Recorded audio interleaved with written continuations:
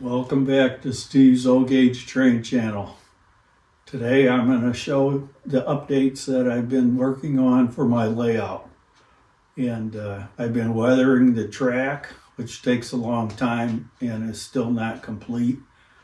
And I've been working on the backdrop, and I have some small purchases from Michael's, and I'll show you all them. I've been working cutting the backdrops, trying to arrange them on this layout because everything was different. I mounted my backboards with J-channel attached to the layout. Can easily remove it. I purchased this birdhouse cabin at Michael's. It's more of a G scale, but I'm going to hide it with some trees and weather it. I purchased these horse and riders also at Michael's. These horses and small trees were also from Michael's. The taller pine tree is homemade. It took a beating during the move and lost a number of the branches. It's a wooden dowel rod, and I drilled it out and mounted foxtail weeds in it. I used inexpensive acrylic paint from Walmart, iron oxide and flat black.